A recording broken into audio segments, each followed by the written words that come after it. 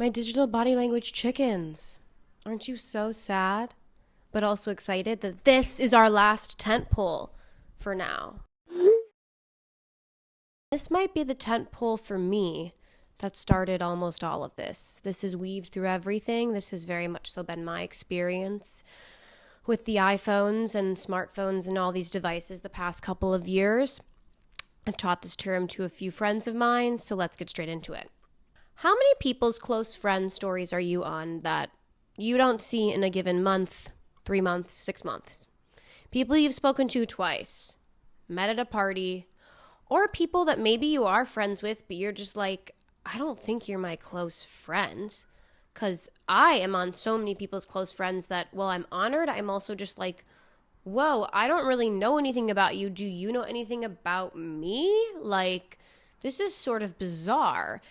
And I know it's like a way of signaling for people that make you feel like you're a part of their inner circle. Like we're close or like we're sharing something personal when in reality, we barely know each other. I once had a coworker that I like literally met 3 days prior to then her putting me on her close friends and her talking about her abortion. Okay, I'm glad that you feel close with me, but like what? What the fuck? Yeah, that is what I call false intimacy. You see my Instagram stories, but you don't know my story. We are mistaking access for depth or connection and frequency or knowing for connection. We see each other's lives constantly. We know where someone went to dinner, we know what show they're watching, we know who they're dating, and that constant access and visibility creates an illusion of closeness. But knowing about someone is not the same thing as knowing them. Connection requires friction, presence, and mutual risk. And without those things, we don't have intimacy. Actually, how about we do this? How about we define what intimacy is? Intimacy is a sense of closeness, trust, or vulnerability shared between people, often described as intimacy. It involves emotional connection, physical affection, and intellectual alignment that allows individuals to feel truly seen, accepted, and safe. While often associated with sex, it also includes non-sexual touch, deep conversation, and shared experiences. False intimacy is when access or constant communication makes us feel close to someone even though we haven't built a real connection. We're in touch, but we're not together. Research shows that it takes roughly 200 hours spent with someone or together to build a close friendship. That's about 20 10-hour days of shared presence, conversation, silence, shared experiences. And real intimacy takes time, but digital communication compresses this feeling of closeness without actually creating it.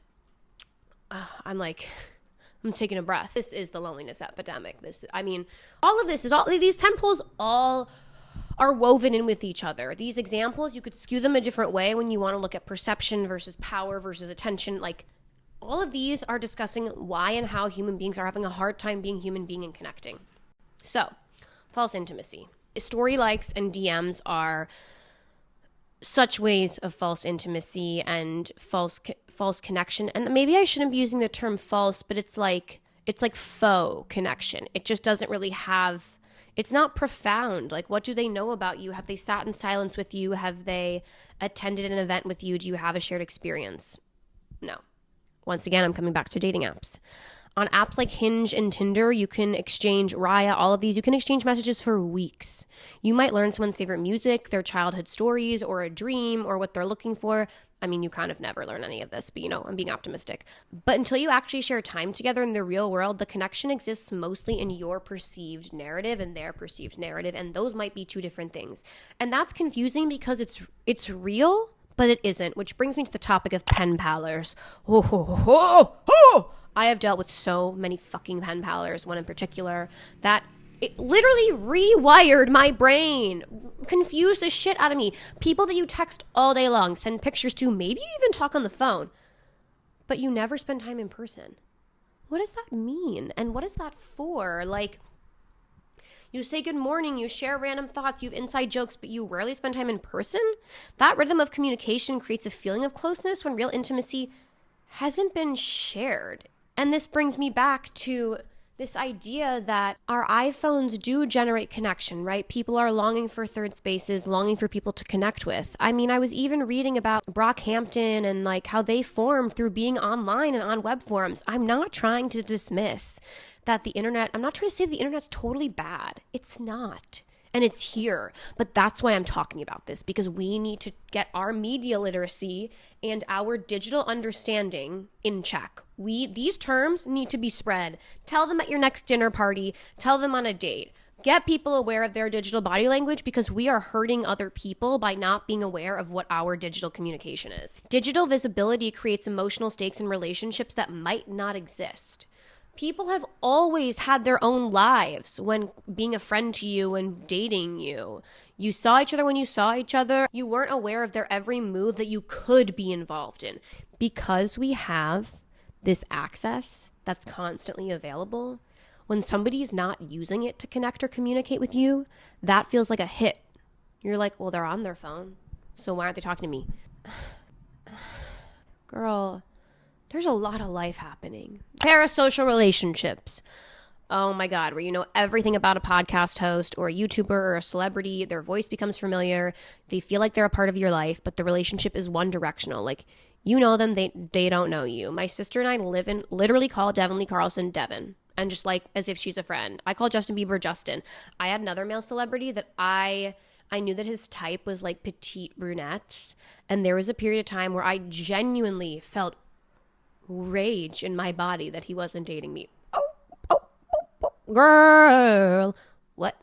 There is just this complete false illusion due to the access of us knowing their lives, when once again we're seeing a curated version of their lives. I've witnessed my nanny children and kids I've babysat having just the most skewed perspective of these celebrities and feeling like a sense of entitlement to knowing them because of these parasocial relationships. Like, they're zooming in on TikToks and seeing what sweatshirt's laying on the couch and then wanting to order that, or thinking that that hat that says that celebrity's name means that they're dating them. Like, fans and fandom with false intimacy. This is the whole Tyler the Creator, Chappell Roan thing about being like, you don't need to come up to me on the street and think that I owe you my whole life just because you like my art and my music. Fans feel deeply connected to artists, creators, and internet personalities, and sometimes these communities can be meaningful spaces, but they often blurred the line between a shared interest and a real relationship. That's where stalking, that's where all of this stuff just gets so blurry and messy, because you think you know somebody. You don't, even when you do know somebody, do you really know them? Oh, that's philosophical as fuck. But you know what I mean? We shouldn't know this much about everybody else, because human beings are meaning makers, and it just creates a false sense of reality if you are not a grounded, healthy individual, which, like, most people aren't. Most people are scared to be intimate with themselves. So the digitalism of the week that makes me really giggle is that I am a big fan of Lost Culturistas, of Seek Treatment, of Josh Sharp, Aaron Jackson. Like, there's this group of gay male comedians who are in their mid-30s. They like all came up in New York in the improv scene. Why do I know this much? Exactly. In the improv scene, or NYU or SNL, you know, and they all have these podcasts. They go on each other's podcasts. They do comedy shows. They then act in shows. They are on SNL. They're like doing all the things, right? I genuinely feel like I know them. And to a certain extent, I do, but not really. I know what they share. And I know that celebrities must speak about this all the time of like, you don't really know me.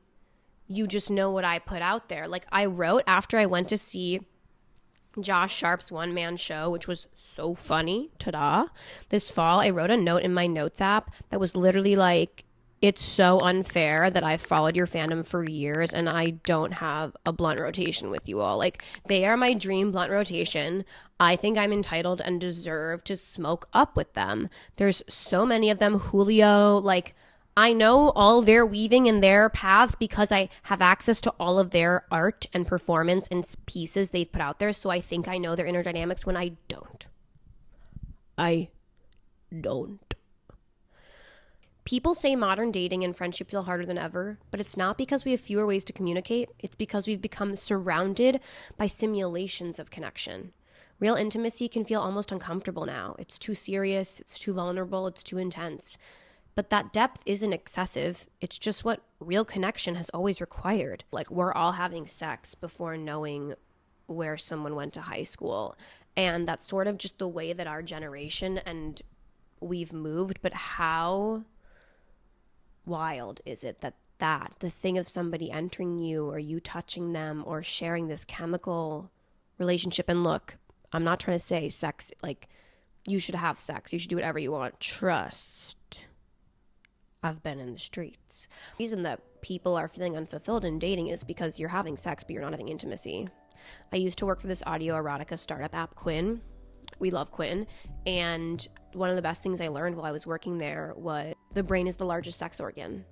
So that's why people are always drawn, like, instead of porn, they're more drawn to stories, movies, TV show scenes, because you know the emotional stakes. Meaningless sex with no intimacy and no real care and stake just, like, doesn't hit the same these days. You can message someone all day and still never actually know them. False intimacy fills the space where real connection should be.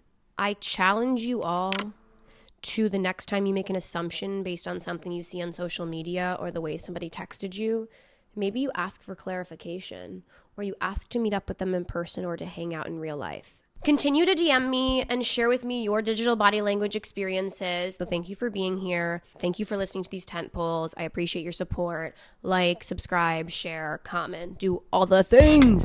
Bill Anthony's video of the week. I'm gonna take a sip of coffee because this is the one that just